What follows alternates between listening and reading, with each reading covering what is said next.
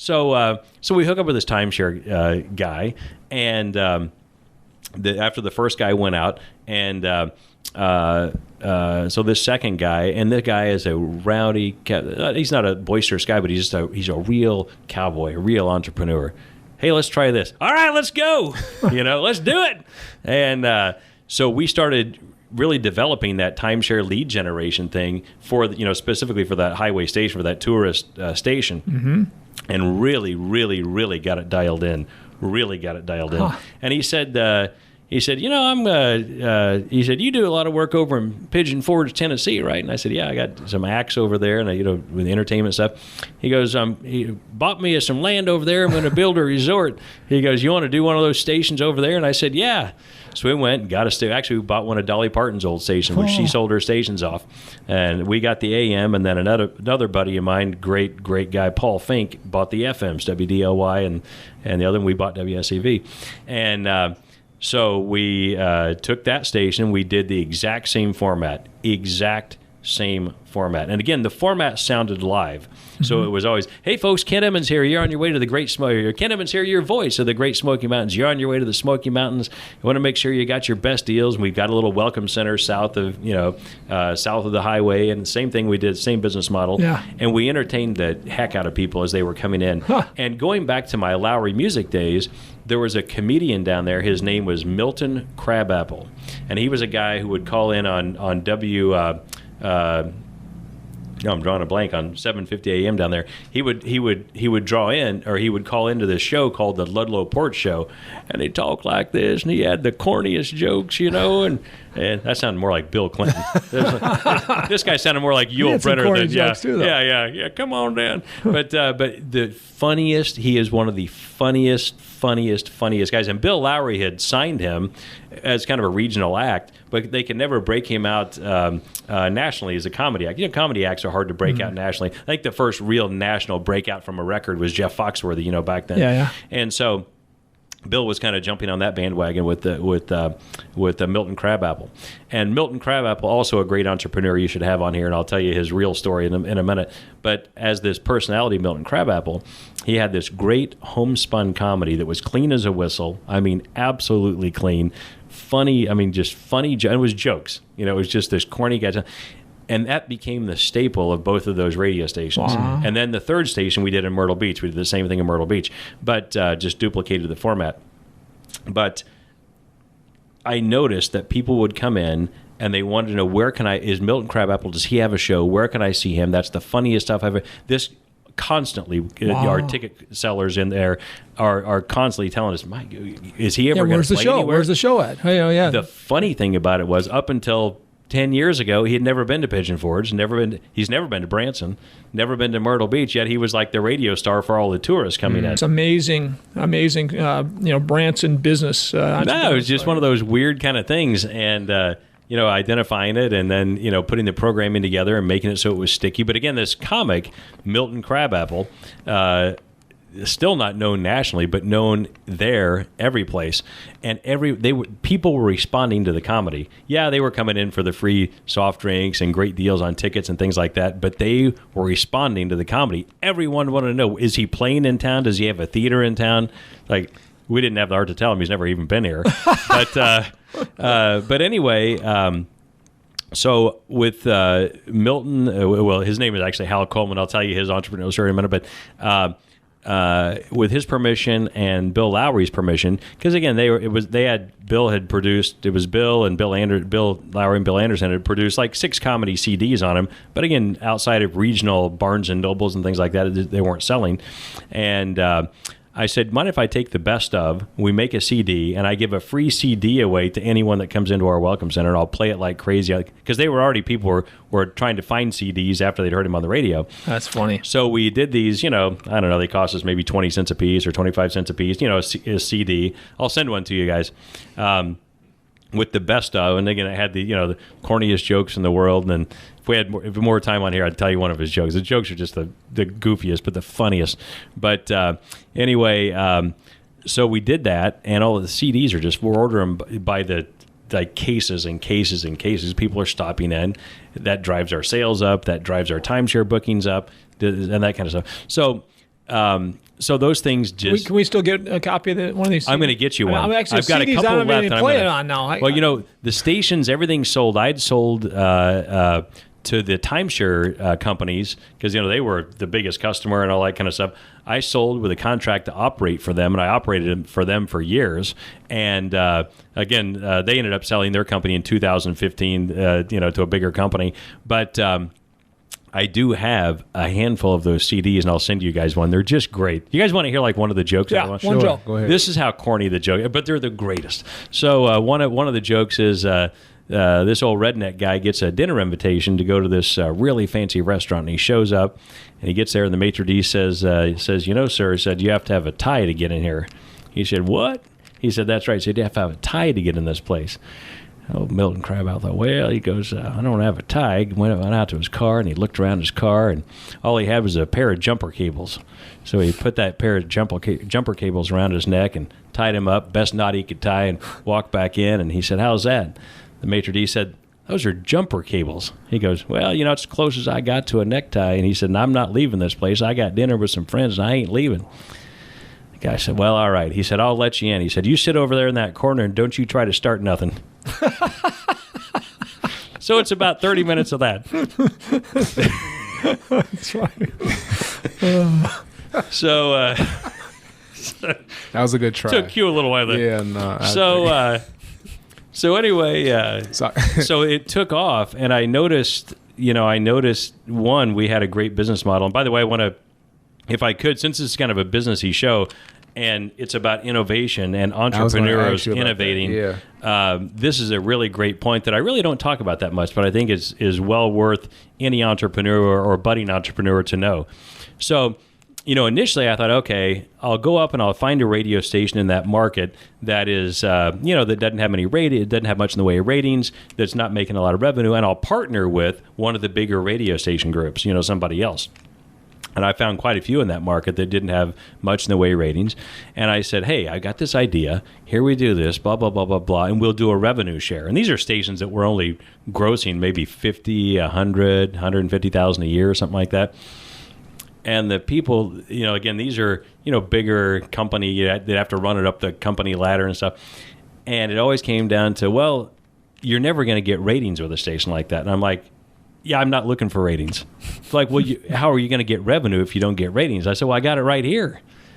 Yeah, but you'll never get ratings with that. And I said, but again, I'm not looking for ratings. Ratings, you have to have local people that are listening all the time. And, back then they would, the ratings company would send you a little, diary, and you would diary when you listen. And I said, this is not about ratings. This is about people coming in. Couldn't get it past them that, okay, you got this radio station that's grossing $100,000 a year at best, maybe 50, and I'm showing you a clear path to doing more than your FM stations are doing. Yeah, but it'll never get ratings. I finally just said, okay. And that's when I went down to my banker buddy down in Flippin, Arkansas. Also an interesting guy, very interesting story. And I told him what I was up to, and he loaned me the money, and we bought the radio station. And I think to this day, a lot of those people, and by the way, a lot of those Springfield broadcasters are really good friends of mine and mentors too. Became radio type mentors, from the operational side of it, because I didn't know anything about it. And but I think a lot of the other ones are kind of scratching their head, going, "Now, how the heck are you making money on that thing?" Yeah. But it was one of those things that it was so outside of the box. He's never going to get ratings. You're saying still. You ain't never going to get ratings on that thing. So what would you say for, like, again, startup, seasoned entrepreneurs, things of that sort, where, they're looking to go outside of the box or have their own blue ocean of sorts? Maybe what are some of those, because you gave an amazing story throughout the whole gamut of it. What are probably some things that you would say for entrepreneurs today? Like, hey, look, think about this as you're looking to innovate or look into the blue ocean aspect of things. Well, this is interesting. Gary and I have had this conversation many times, I think. But, an entrepreneur is we're always looking at the 50,000-foot view when we come up with an idea that's sort of out of our wheelhouse. So we're not far enough into the woods to have our brain go, oh, you can't do that because of this, you can't do it because of that, you can't do it because, and so we're far enough out of it where you go, man, I see this great market out here, And, my advice to entrepreneurs is pursue that before you go in, and you do want to go get the information from the woods. So go to the woods, like in that particular case, I needed some information from those folks that were still going, well, you ain't never going to get ratings. Well, right. But I needed, you want to make sure that you're not doing anything really stupid. But if you see a market and you see something that's not being served, you need to do it. And you need to stick with your vision of it. You can certainly adjust, but don't ever let somebody who's sort of in that industry or whatever dictate to you that can't be done because of this. Because respect the old school industry experts, right? Respect them, and also bring them close to you, because they'll be some of your greatest resources. And again, one of my buddies down there, I think he's 96 now. He's just one of the greatest broadcasters in the Midwest. He's just a great, great guy. And I always kid, his name is Ken Myers, and I love him. I saw him in July. And he's 96. He and his wife passed away quite a few years ago, but they were great entrepreneurs, and they built a big broadcast company down there. They had stations in St. Louis and TV stations too. But I always kid Ken about this. He was one of the first ones that said, he ain't never going to get ratings. Well, yeah. So you respected him and the old school industry people. You absolutely. You had to learn from them, right? Yeah. But you wanted to disrupt the industry and think differently. And well, what's so funny? You came in thinking differently. We didn't even disrupt anything, because we didn't take a nickel out of their pockets, because they weren't getting those kind of dollars anyway. Those local broadcasters weren't getting dollars from where we were getting it. So we didn't step on anybody's feet. They, outside of seeing the billboards, they didn't even know existed. They could see the billboards, they could tune to the station, but we were just another advertising outlet for the shows in Branson, or the shows in Pigeon Forge and Gatlinburg, or the shows in Myrtle Beach. And did you see this model somewhere else? Was there somebody else? Disney, just that Disney, little tiny Disney station, the Disney Park radio or whatever was like, and it was you remember those things, right? The little signs. So they're just little tiny signs as you're going through the Disney parking lot. Tuned to Disney radio, but again, not the Disney Kids channel, that Kids network. This is strictly for the park. So people are they don't even have billboards out. It was just a little sign, those little signs that said, tune in to see what's going on today, or that kind of a thing. Just a little tiny, look like yeah. But I just kind of felt like, what? You're going on vacation. You want to know what's going on. For years, I would see going into these vacation markets, you would see those rack cards, the big racks that have the little cards of attractions coming up. You probably see them in the rest areas here and stuff like that, where they're little brochures, brochures. So those things, they fly off the shelves. And I kind of felt like, if they're flying off the shelves, people really are hungry for this information. Then when I'd done my little bit of intel with my Disney folks down there, they were talking about, everyone listens to that thing. Matter of fact, back then, I don't know if they even still have it, but back then, a lot of those shops would fight to get on, like the shop managers or little restaurant managers, in-park, managers and stuff. They would fight to get on it because their business would clearly rise very quickly, rapidly. Someone told me, I don't know if it's true or not, but I heard it from two people, that I'll just use this as an example. This is not a true example, but I'll use it. The Disney Magic Shop, popular spot. They could put the ad on, and their sales would double the next day, and then double again the next day. And then they would take the ad off, and their sales would go in half, and then go in half. That being, the average time spent at Disney, I guess, parks is 2 or 3 days all in. So if they buy a pass for 2 or 3 days or whatever, so right. I guess they would hear it, and they would either go in the first day or the second day, goes off the air. So it's not front of mind, so it goes off and off again. Right. So with this particular thing, the way we formatted this, we had ads. We also, as we developed a more robust programming schedule, which didn't cost any more than the initial thing, I would go in 3 times a year. I was always the voice of these things, which saved us a fortune. So I didn't have, and it was funny. I'd ask, my buddy Bob Eubanks, right? So Bob would come in, and you got to get Bob on this show. I can't wait to talk to He's one of the greatest entrepreneurs, and to me, has one of the greatest voices. Actually, 2 of my buddies that are radio guys, Bob and Rick Dees, you need to have on the show, because they're both mega entrepreneurs and great voices. But anyway, so Bob, we had game shows called the $25,000 game shows that were live shows running. Had one in Branson, one in Pigeon Forge, I think one in Nashville when Opryland Park was still there and stuff. So Bob would come in and just do some voice stuff for me when he was in Branson. And Bob was like, why don't you voice these? And I'm like, are you kidding me? It's like, he goes, dude, you got a great voice. And I'm like, no. He goes, no, seriously, come in. So that's how I happened to start voicing those things myself rather than trying to hire people Name to do three it. of the biggest shows Bob Eubanks did so the audience knows. Newlywed Game was the biggest. Then he had some other game shows and stuff. The thing that people don't know about Bob, they know him by the, where's the wildest place you ever made whoopee? Yeah. It's not in a canoe, by the way. It's, you know, and then you know the answer to the question. If you don't know the answer to the question, Google it and you'll see.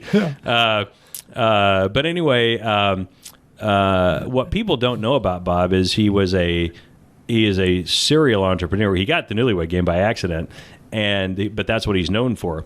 He managed Dolly Parton, Barbara Mandrell, the Lennon Sisters, produced most of Merle Haggard's live concerts. Did you ever meet Dolly Parton? Oh, yeah. Yeah. Well, she lives over in Sevierville. What's with this girl? She's like 80 years old. She still looks 45. You know, she's a fox. I ran into her at Nobu here in Malibu a while back. She is a fox at 900 years old or whatever she is, and she looks crazy. amazing. Well, how'd she do this?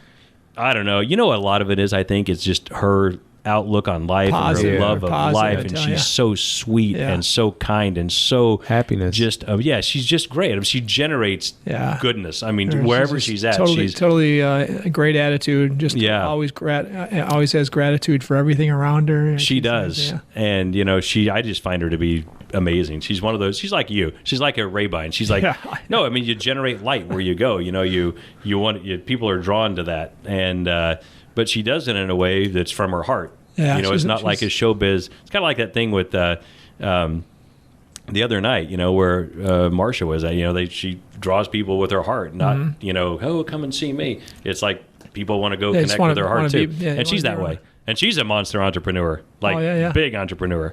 So, anyway, where were we going with? Oh, sorry to interrupt that, but yeah, go ahead. I was going to say, so after I guess after you sold off.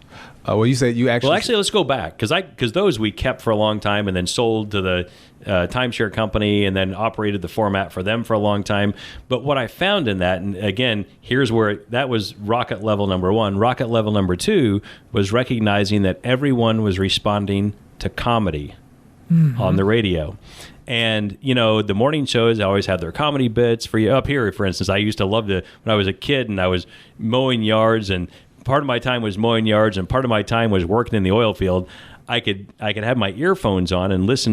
During the daytime, we could get Larry Lujak and Tommy Edwards out of here. Right. And so, you know, you'd listen to all the funny stuff like animal stories and, you know, all the crazy things. Little Tommy, right? Little Tommy Edwards and Larry Lujak and all the crazy things they had. And, you know, so you had comedy like that on the radio, but nobody necessarily doing stand-up comedy. And I'm listening to how and watching, like with my own eyeballs, how people are responding to comedy on the radio.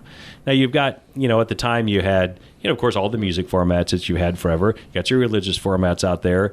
You know, Rush revived AM radio with his political talk. Then sports talk kind of came along. Rush actually started more as a sports guy and then, you know, evolved into political talk. So you had all these different formats out there. But I didn't really feel like you had enough formats to cover all the stations that were out there. You know, years ago you had limited stations. Now you didn't have that much. So I thought, how interesting would it be to do a 24/7 comedy radio format? In other words, where it was 24/7 comedy, just like music. And I quickly found out how and why it wasn't done. It was a licensing issue. So music, so when you own a radio station or you own a lot of real estate, you own this building, for instance, you probably pay an ASCAP, BMI, and CSAC thing, or if you had a restaurant or something, where you're basically licensed to play any kind of music you want to. So radio stations do the same thing. So there are these three main performing arts societies, ASCAP, BMI, and CSAC, and they represent the publishing companies and the songwriters, and they collect royalties through a sampling thing, and however many times your song was played, it goes into a pot, and all the money, like the radio station, we pay a certain percentage of our revenue, small, very minute percentage of our revenue into the pot, and it gets split out, you know, between songwriters and publishing companies and stuff. So anyway, so any radio station, provided they've got a license, can play any kind of music anytime, paying that fee. Comedy, back in the old days, you had all these great albums that date back to Mom's Mabley and, you know, Bob Newhart, and all the way through. You had all these different. There were almost 10,000 comedy albums made that we could track up until that time in the late '90s when we started the network. But none of those, very few of those record licenses, or very few of those were registered with ASCAP, BMI, or CSAC. Okay. So it was questionable who had the rights or if you had the rights to play it. So what I did is I thought, I want to launch this 24/7 comedy format nationally, and we got to figure this out. So Howard Levine, one of our partners in our network. Mm-hmm.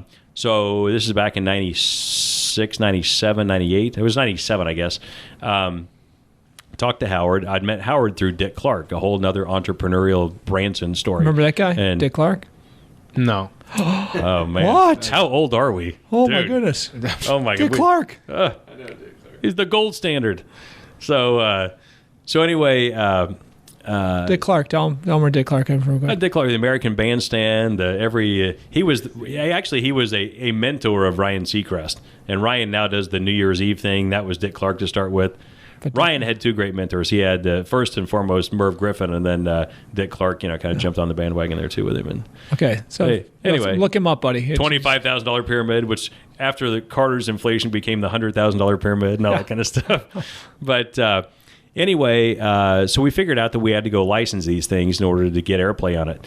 And so I started with the record labels, and I lucked out with two different guys. It just happened that somebody, a friend of mine my age, didn't know that well, but had hit it off and had really had a lot of insane experiences at radio conventions. His name is Andy Schoen.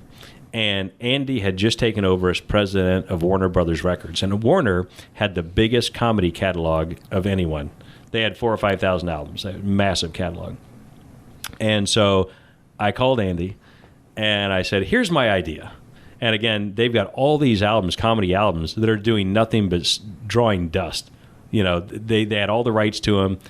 And these are great albums. These are albums that you and I grew up with, Steve Martin, all the different. Yeah.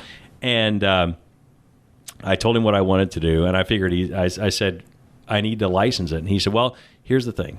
He goes, we've got 4,000 or 5,000 of these. Each one has a contract. We have to dig through every contract, so who's got the license. I love comedy. Let's do it.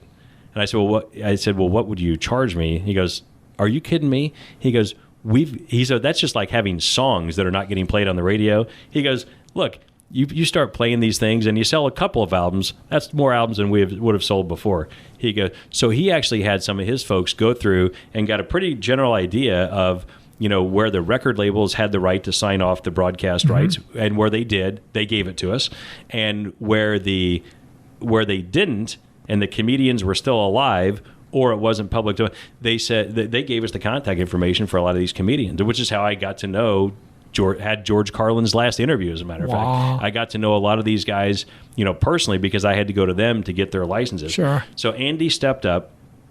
Great guy. Andy, by the way, was second banana at MTV for quite some time, and just a really, really sharp guy. So he stepped up, and then the second largest comedy catalog was Rhino Records, who sold to Warner Brothers a few years after this.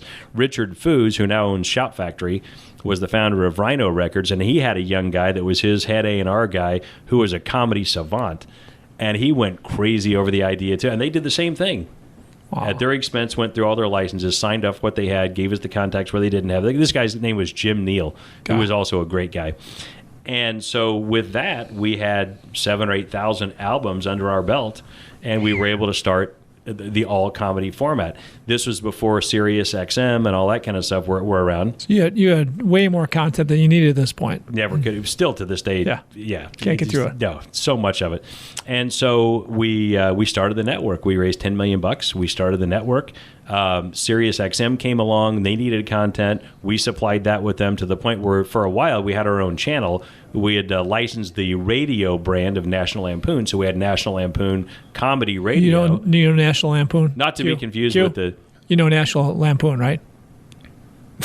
Is that a wait. You don't know National Lampoon? Ain't that a movie? Oh my! Well, it's a movie too. Yeah, it was a movie brand. It was a magazine, movie brand, on and on, right? But the guy that initially at one time, totally different culture. I'm sorry. So. Oh, dude, it's not a culture. I think it's an age thing, Gary. Yeah, I think we're aging out, dude. Yeah. So Jim Jamiro, who also on the board of our company, Jim was the founding CEO. He's the creator and founding CEO of the Disney Channel. Great guy. Wait. Have you heard of the Disney Channel? I do know about the Disney Channel. You're a Disney. We're getting somewhere now. All right. I walked into Q's office. He still got Miley Cyrus posters from the 90s in there, so I know he knows the Disney Channel. Oh, yeah. So there you go. Or was she Nickelodeon? No, she was Disney. Yeah, she was a Mouseketeer, right? Yeah. I'm a Rugrat person, so. Oh no. Yeah. So we licensed that name, and Jim eventually sold the company to a couple of scoundrels, but we already had the radio brand and stuff, and so that's how we kind of really launched into. So it was like 97. Yeah, went on the air in 99. 99. And then syndicated. How long were you? Are you CEO of this company? Was CEO, and then there was a hedge fund that actually backed us. Some really good folks out of Northern California. This was when the internet bubble was just growing and growing. The bubble had not burst, and it was growing and growing. And at the time, there were only about 5 or 7 or something like that % of households that had broadband internet access. So everything was dial-up and clunky and all that kind of stuff. But these folks felt there was a big digital play to be had over the next couple of years. I was more of a revenue guy. I've always been, look, I know on radio, on terrestrial radio, I know that there's a revenue market there. Mm-hmm. It's a great revenue market. Our product is low cost. In other words, our cost of production is low cost and stuff. I know that. So they bought us. Howard and I had a big exit out of that, where they bought the digital side, and we ended up. They ended up, by the way, hitting the wall a few years later, like a lot of those internet companies did. Again, same reason we didn't want to go straight into digital. So we ended up with 3 other brands, comedy brands, and we put it out there into syndication. And we've sold them off over the years. So you guys sold in 2000 what? That would have been 2000, late 2000, maybe early 2001, something like that. And had a decent exit. But we were able to keep the terrestrial side of it. So with the terrestrial side, we had a couple of other brands. We had an all-comedy radio brand, a National Lampoon brand that was a very hot brand that was, had our own Sirius XM station for years. Up until Sirius XM merged, we had Channel 154, and we programmed exclusively very hot talk, like hot talk. And so that gave us... What's hot talk? Well, that was comedy we couldn't run on the radio. Oh, okay. Yeah. So, and of course, we had an unlimited supply of that too, because this catalog was massive. And so we had that, and that was really, Sirius XM. Actually, we were partnered with Clear Channel, with Premiere in that particular channel. And so as Sirius XM merged, they had to squeeze out of that. We got a payday, and it kind of evolved like that. And so it was a great ride, fun ride, but kept us in the comedy space. Yeah. Through that, wound up into television and infomercials and that kind of thing. But infomercials... Let's go to the infomercial now, Mr. Entrepreneur. Crazy Hollywood entrepreneur. There's nothing too... it's all entrepreneur, but nothing too wild about it. Probably the least sexy business I've ever been in my entire life. But it's really fun. It's a fun business because if you think back to it, when I started those vacation format networks, not networks, stations... Yeah. Those were direct response. They were nothing but direct response because we were using our airwaves and messaging to drive people into those welcome centers to buy tickets, to book for timeshare, and that type of thing. Same thing. We were basically putting a message out there, asking people to respond. They came in and purchased. And, for me, it came naturally. And something I found, too, is that with all of our media outlets over the years that we've done, I've never had to rely on ratings, ever. At most radio stations, television stations, cable networks, what they do is they say, they go out, they send their salespeople out to sell, and they sell on ratings. Here's our audience, which is hypothetical. Maybe that's our audience, maybe it's not. But with us, and they take their best inventory and they sell it like that. You have 3 big things going on with that. One, you have a rep firm you have to go through that takes 20%. 2, you have a sales rep that takes 20%, maybe a sales manager in there somewhere too, then you have a collection issue. So you've got these risks and these big payouts you have to do. The way I discovered the direct response business was with the first radio station in Springfield, Missouri. This is going to sound like insane, but it's true. A guy walks in, and we are in this crappy building. I mean, next to what was a gay club and then turned into a strip club right next to us down on College Avenue. I think it was 610 College Avenue in Springfield, Missouri. Worst part of now downtown's beautiful, but back then. And guy walks in, and he's got a briefcase and really, bad fitting suit, the whole, typical, stereotypical sales guy, trunk of his car sales guy. And he tells the girl there at the front, I'm here to buy, I want to buy some radio spots. And she said, okay, well, let me get somebody. I happen to be there. And Vonda, my sales gal, was there. And the guy tells us the same thing. Yeah, I'd like to buy radio spots. Well, you're in luck because we're selling them. So I think, match made in heaven here. So we laugh. And then he tells us how he's going to buy them. He said, here's how I buy radio spots. He said, I'll have a product. Say, for instance, it's a, memory cassette, which happened to be one of them.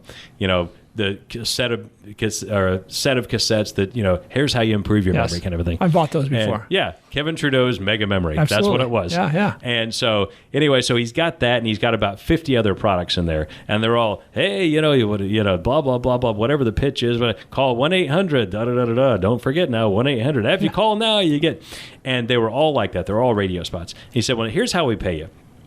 Every time somebody buys something, it's going to be on your own 800 number, and we're going to track that on our system. Every time somebody buys something, you get $50 or you get $25 or you get whatever. Or if it's a application or a lead generation where they get a name that's so you had to take qualified, some risk with them. You're going to take some risk with them to do it. And but I'm sitting here thinking, okay, you know what? At the time, we only had about 60 or 70% of our inventory sold, which is more than most radio stations. But I thought this could be kind of interesting, so I'll buy things that maybe tourists would think, hey, yeah, I'll write that number down. And so I started, picking out some products, and some were just total turds, and then some really worked, where we'd get checks in for, $1,000 or, $1,200 or $500, free money basically. Yeah. And I started thinking, man, this is really a great way to do this. If I had stations that weren't necessarily, obviously our tourism, that's where the real money was at. But I started, and I kept in touch with this guy. And as I started getting other media properties where we had inventory, I started kind of putting that up front, because I found that if I picked the right product and did and ran it at the right times and things like that, I could outperform any of my salespeople going out and selling through a rep firm, through a salesperson with collection issues. So we could outpace that. We could way outperform that. And so then I started, through that guy, I started this little thing where I would hook other small radio station group owners up, or, small cable companies up, or whatever it may be. And it really worked out to be a business that I loved. And then when I got to Los Angeles and we were, full on in the media business, and we had production facilities we could use at a reasonable cost, then we started selling products on television. And I concentrated mostly on infomercial kind of products. For instance, we had Adam Ginsberg's Secrets of an Auction Millionaire, which was just a great seller. It was back when eBay was getting on, and Adam was the first guy to ever break $1 million a year on eBay. And he did it by selling pool tables, of all things. Wow. He had deals with manufacturers, deals with people on the ground, and he would sell them on eBay. The manufacturer would drop ship to Q's house, and then somebody from Q's neighborhood would come over, set it up, and Adam got the spread. Nice. So he taught people how to sell on eBay. He actually made a lot of people a lot of money. So we had that as an information product. We had Greg Secker, who was a big trading guy, how he trades stocks and things like that. Had some real estate guys. What was this called? What was this business called? Greg Secker? No, your business. Oh, just Kent Direct. Kent Direct. Yeah, been the same business for years. Yeah, Kent Direct. You still got it? Yeah. Really? Yeah. I didn't even know that. So things I don't know about my buddy. That's my business. So do an infomercial on selling concrete and asphalt parking lots. You know, folks, you're going out in your parking lot right now. There's a big crack out there. That's a crack you don't want to see. Probably other ones out there you don't want to see too, but that's one in particular you do not want to see. You know what could happen? That could turn into one of those great big, what do you call it when the earth opens up? Well, a sinkhole pothole. That could be a sinkhole. You could be the victim of that sinkhole. Listen, for $50 a month, Ray-Bine will actually take care of your part. They'll come by every month. They'll take a look at it. If you got a big crack out there, they'll fill it up. You'll never have to worry about dying of a sinkhole death ever. This will be awesome. Plus, Gary Ray-Bine's a great guy. He'll come in. He'll bring a 6-pack of beer over. You'll watch the guys pave. He'll even go out there and help them pave. $50 a month. It's great entertainment and also safety for you and your family. You do love your family, don't you? Then you will pay $50 a month. You'll drop that $50 a month on sinkhole. It's almost like sinkhole insurance, really. Anyway, but here's the thing about it. And the reason I use Ray-Bine, by the way, is because you always sell. This is where a lot of these people go wrong. They sell crappy products or they sell stupid things that don't get results. If you stick with products that really get results, and if you got personalities behind the product that can help sell it, then you typically have a winning thing. We did the Gracie Combatives. So you didn't take anybody. You wouldn't just take anybody that. Oh God, no. Yeah. I'll tell you one I didn't take that I wish I would have. I just didn't really do hard products. We did a few of them, but I didn't really like hard products. I liked information products. But this is the dumbest dummy on the planet ever. Looking back, guy walks in. By the way, he shopped this to everybody. He's a rep. And he's got this product that's a blanket with a hole cut in it. I'm like, what the hell? And he said, yeah, it'll be, people sitting around the Midwest in the wintertime. And but what do you call it? It's a Snuggie. Yeah, but it's just a blanket with a hole in it. I could go to Walmart and get that and get a pair of scissors. Make my own hole. And I got exactly. Custom fit for my head. Yeah. And I just, and of course, I bought other products from this guy. I mean, I'd run other products from this guy. Mm-hmm. I just didn't see that one. So that was like, that was one of those that I just did not see coming. And, of course, the guy probably has more money than Bill Gates, like, shoved under a mattress somewhere. Great guy, too. Under a Snuggie somewhere. Under a Snuggie, exactly. Wrapped up in blankets with holes in it. Yeah. And that's funny. But we always did information products. I always found products that were information products to be interesting because they typically, they were aspirational. In other words, they were a way for you to self-help kind of, right? Self-help, a way for you to improve your own life, a way for you to improve your family's life. The Gracie Combatives was a great one, too. Gracie, Horian Gracie started the UFC. And Q, you know that name? UFC? No, Gracie. I know Dana. There's a whole Gracie family Gracie out there. Was before Dana, right? Okay. But an amazing, great family, inspirational. I mean, wonderful, great. Jiu-jitsu was their biggest thing, right? Yeah, he invented the ring. The 8-sided ring and the octagon also. And but I like products like that where these people were great and they were credible and they were fun and they were interesting and people aspired to be them. Mm-hmm. And so I really, I connected with those kind of products, which I think helped us connect with people. And as far as people watching this on television or hearing this on the radio, I think that sincerity and that connection rings through when you're selling something like that. So, that was the infomercial business that we were able to do. We were able to put out a lot. So, how long were you partners with Bernie? Were you partners with Bernie when you went to Branson? Bertie. Oh, Bertie Higgins. The original guy. Bertie Higgins. Yeah. Yeah. So Bertie, I managed him. Okay. We had business stuff together, but never. Yeah, we didn't. He was a songwriter, mostly songwriter, and then artist, performer. So yeah, but he's still one of my dearest friends to this day. And again, this is like. Not quite 40 years later, but 35 years later or something like that. Yeah. Okay, so what next? What do you got going now, dude? What's happening? I know a little bit about it, but explain what this cool next entrepreneurial I've made my living and built what I built by finding niches in markets. I mean, markets that are wide open markets where people are hungry for the product, mostly media product, because that's really, starting with that vacation format. And, there's a massive wide open market right now for news in the 18 to 34-year-old space. In other words, that 18 to 34-year-old demographic. Nobody's really serving them with news. And I don't mean news like Fox News or CNN or MSNBC. Those are great. They do what they do. They serve the audiences they serve. But they serve, older audiences. Fox average age is 68. CNN is not much younger than that, shockingly. And then MSNBC has a, relatively small audience except for a couple of their shows. And their audience is a little bit younger still, but it's still average age is over 50. So, but this 18 to 34-year-old crowd, so some are in college, some are well into their career, they've got this real appetite for news, but there's really nowhere to get it outside of Facebook and things like that. So when you see news with an edge, you see them running to it, flocking to it. For instance, Comedy Central, when Liz came up with Daily Show, people flocked to that. They love that kind of a thing. And John Oliver and different things like that. They all have kind of a left spin, of course, but people flock to that kind of a thing. But they really went to it because they wanted to know what exactly was going on, and they wanted to be entertained. So nobody's doing a news format that's fully live. In other words, actual live, where you can be on your phone watching the newscast and actually FaceTime in, call your guests, do whatever, and have a fun, interesting discussion about the news. And it's a wide open market. You've got Vice News that's out there. Vice has a $5.7 billion valuation, if you can imagine that. But it's not live, and they do mostly documentary kind of stuff with their little daily things, but the daily things are, very left, very odd, awkward kind of things, and they have an okay audience. Then you've got BuzzFeed News and stuff like that, but nobody's doing it live and nobody's doing it where it's engaging. So we see a market out there that's just massive. I mean, it's just absolutely massive. And again, the way we were able to launch the Comedy Radio Network is we were able to program cheaper than anyone else. It would have taken, one of the presidents of programming for Clear Channel told me, had we launched that, literally we would have spent $100 million launching that. He said that we would have had to hire all these executives and use all the same vendors that we use, and he said it would have cost a fortune.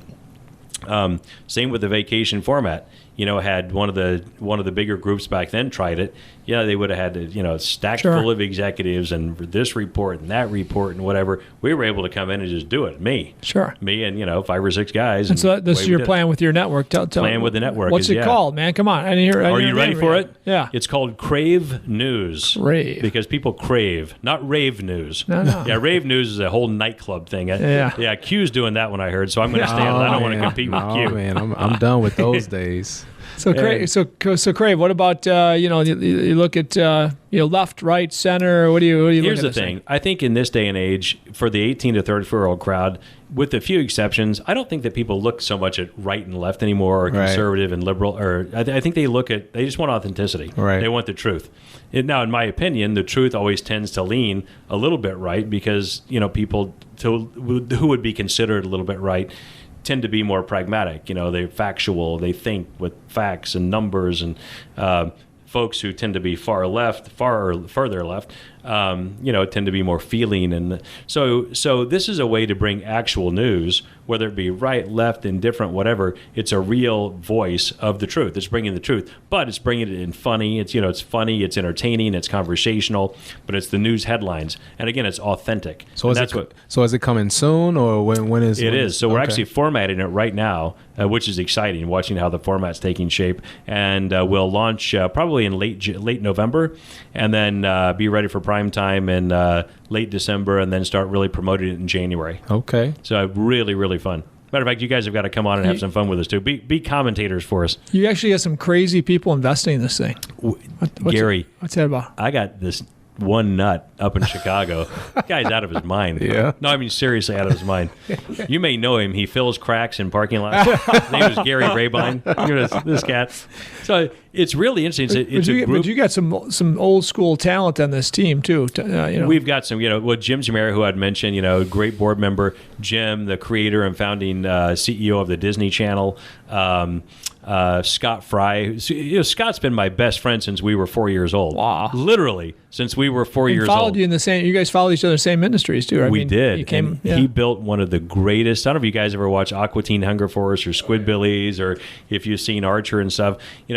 Scott is one of the. First of all, I actually talked to him last night. I don't know if I told you. He told me to tell you, hello, Gary. Scott has been one or two of those late nights with us in West Palm Beach. Right. But one of the greatest entrepreneurs ever, and he built this amazing from the ground up. Actually, from a broom closet in the Cartoon Network, they gave him that space to build what's now called Radical Access. He's since sold it, and I can't say semi-retired because he's very active, and he's been active in this network. Takes on project by project. But he built this massive animation company, and he's just very low key, one of the smartest, most deep thinking guys that you will ever ever come across. Very creative. So I got him, got some great board members, of course, like Gary, Scott Alderton. And it's kind of funny, Gary, when Gary and I, when we were first just developing this thing, Gary and I started talking about it. I was like, I got to jump in this one if you're, when you get ready, let me know. So, of course, Gary, our friendship grew, through those, and he fully gets where we're going. But it's funny because, Gary and I both tend to be right of center, right, but we're pragmatic. I mean, we think pragmatically. We think about news in a way that getting that information out there in a way that's really balanced. Not. Yeah, I mean, we talked to friends. I talked to friends since you told me about this a few years back, and for sure, all my friends that are younger friends like Q and my kids' friends and all that. They don't listen to any of this. They don't listen to CNBC or CNN or Fox. They're like, I can't get the truth there. And I'm saying, what if there's something like this? And I explain, your idea, Kent. And they're like, oh yeah, no, I listen to that, right? I think I might have mentioned to you guys. And it's edgy. You got to have that edge. It's got to be a little edgy. You got to get that edge. It can't be the old school, old school. All the main stations, CBS, ABC, NBC. When we listened to news as a kid, there's no bias. I mean, they were non-biased totally, right? You just heard, they reported the news, but it was kind of boring. It was a little boring. As kids, you'd listen to it a little bit, but not that much, and your parents would listen to it all the time. And then it became so biased, right and left and whatever, depending on who you listen to. What if it was like we're saying, right? Like you're saying. Essentially, we're taking the elements of comedy because our guests are always going to be comedians. We got everything from U.S. senators to comedians. Yeah. And pop culture icons and current stars and music stars and stuff like that. But what's interesting, Gary, and the story I'm about to tell is people that you and I know, because we've talked about this, all of us that are we're politically active and support people who have got the right message. It's interesting that when we went out to pitch this thing, many people are like, yeah, you know what? It's really interesting. These dang kids nowadays, these kids are crazy as hell, and they're watching all this left-wing media and all that kind of stuff. All these lefties own Hollywood. It's a bunch of and.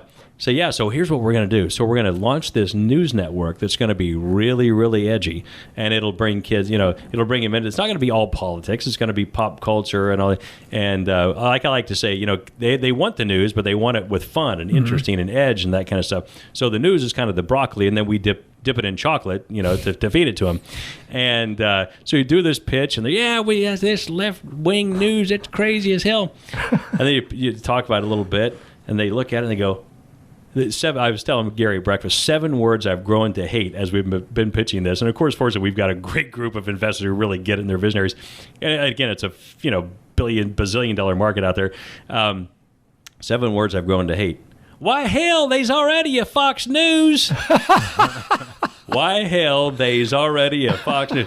And these are guys that are self-made billionaires, and you sit there and go, right. That's why we need 18 to 34-year-old getting into the real news cycle. Yeah, but these Fox News, they got kids on there. They got Tucker Carlson. Well, they do, who I happen to love, but I'm 54.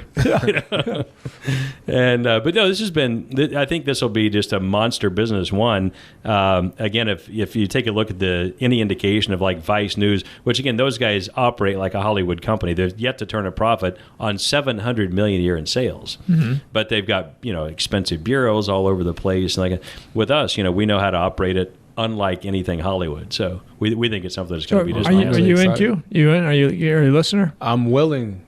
I'm open-minded. I guess that's the first thing I'll say. I'm open-minded. Wait a minute. If I'm investing in this thing, you better be in, dude. I'm open-minded. No, wait a minute. Let's qualify this. Q, how old are you? I'm 34. So you're right on the edge. Yeah, we don't. Yeah. By the time, when's your birthday? Okay, there February. You go. So maybe we don't. Yeah, we need you for about a month and a half. So maybe we don't want Q then. Hey, you know what? You're going to have to earn our respect to be a listener, right? Hey.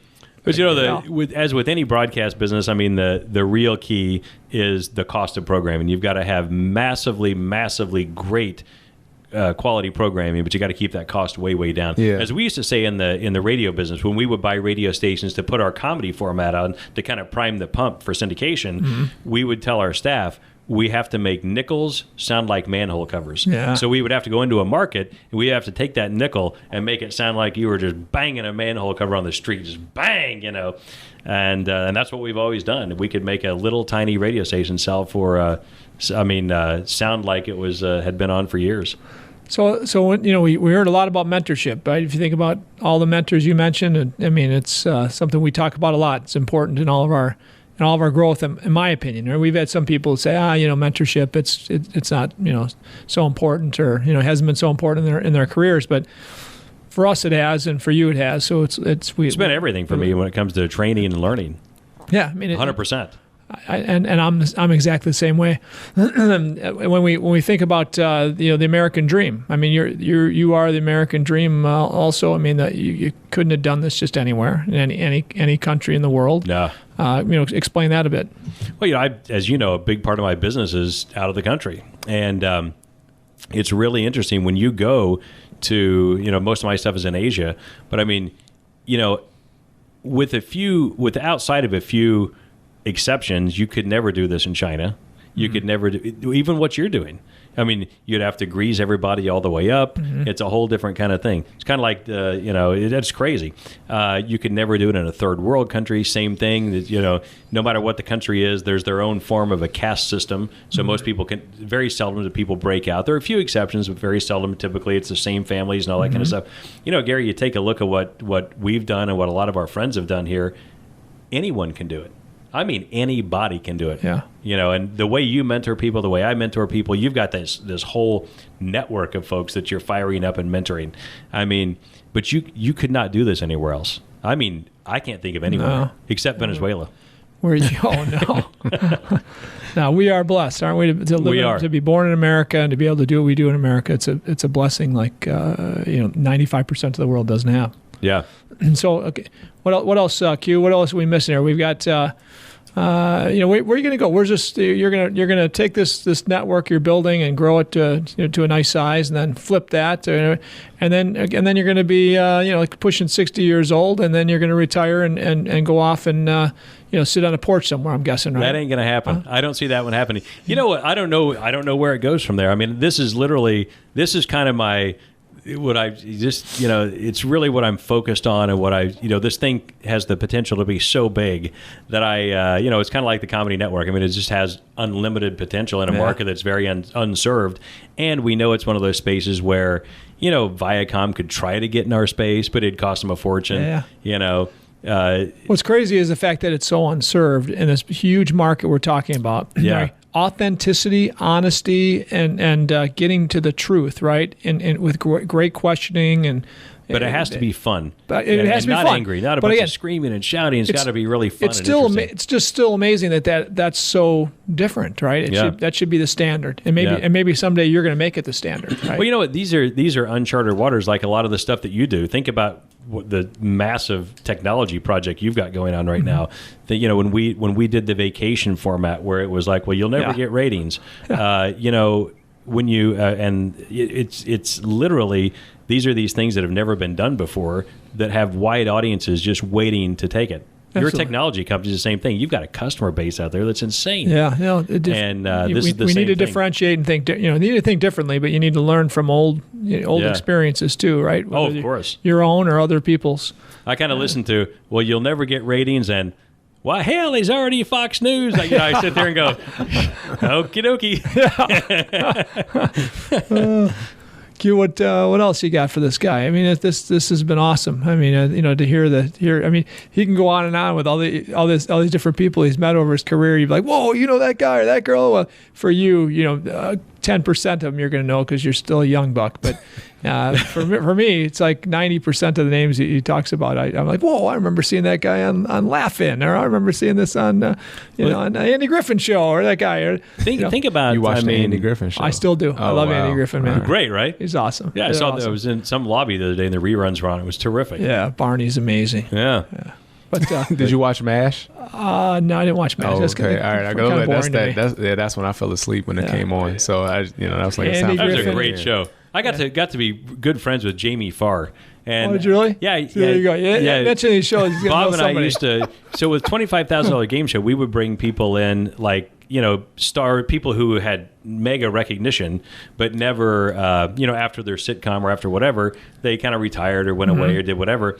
And so we would bring these guys in. So Jamie was one of our hosts that would come in and host, Dick Van Patten, Eric Estrada, who's, one of my dear friends. Chips. And great. Yeah. And so these names are all highly recognizable, but they weren't working.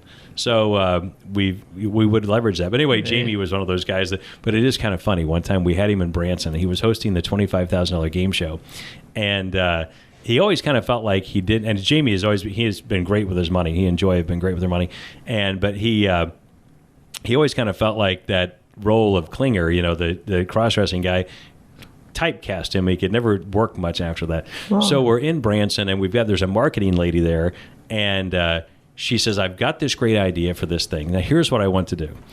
This is where, by the way, you have to know your audience, you have to know your people. She said, okay, so at the show, what I want you to do, Jamie, is in the middle of the show, you'll come out with a big hat on, like a big lady's hat, dressed like one, and then you take the hat off, and they were going, it's Jamie Farr. She said, it's Klinger. They'll be so surprised. He looks at her, raises the roof, and he goes, I am Jamie Farr, the actor. I am not Klinger. And we all just sat there looking at each other. And finally, one of the other guys said, okay, moving on to the next thing we've got. That's funny. So, man. Q, what'd you get out of all this, buddy? And this is what I want to say to the listeners, too. As you listen to this, and I encourage you to re-listen to it as well. He said a lot of amazing, he has a lot of amazing golden nuggets through a lot of the stories that he's told. First off, the first one that I got, and I would say, you say like networking. Yes, networking is critical, but networking with no fear.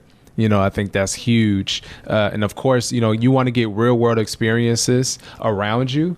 But most important, you want to get shared experience. You kind of said shared experience to gain your success. I loved it when you said this too, Kent. Pursue your vision before you go into the woods. And that's key. Look at it, everything that you're trying to accomplish, look at everything you're trying to do, and more importantly, respect the sages of the industry, and then they will eventually be your close friends. And you got a lot of them just from what you kind of talked about from that perspective. They can always be your close friends, beginning, end, whatever, but make sure you play that vision out. And then you have it here too, where you talked about Dolly Parton, and she generates light wherever you go, and that's huge as well. Because if you think about it, that's how you can really get true happiness and things of that sort. But I think one of the biggest things that we kind of alluded to, mentorship is everything when it comes to learning and growing. And in my mind, that's the reason why both of you all are where you're at today. So I think that was phenomenal. That was awesome. Really good. Yeah, and also think about a couple of things I saw there. Think how many times he either pivoted into something was maybe more valuable than he thought originally, right? Or he learned that I was going in this direction, but I found this nugget over here of opportunity, right? You call it a pivot or added value that you found. Sometimes it's just a good old fashioned ass whipping when you go, man, that didn't work. I better, I got to figure something else out here. Which is pretty cool. So, hey, I really appreciate you being here, Q. Good job with railing him in here, because I probably couldn't have got him if you didn't, twist his arm. I appreciate that. Right. Brother G, again, I love your podcast, what you guys are doing for entrepreneurs. And I try to turn as many young entrepreneurs onto it as I can, because the information in this is invaluable. And it kind of reminds me of going back to my dad's schooling, where he went to night school. It's like, this is night school where you got the real people teaching, not professors teaching. Yeah. So you're teaching reality. I appreciate that. Sharing experiences, that's all we want to do, right? Get the stories of real life world experiences and building business and entrepreneurship. There we go. And we'll see you all next time on Ditch Diggers CEO. See ya.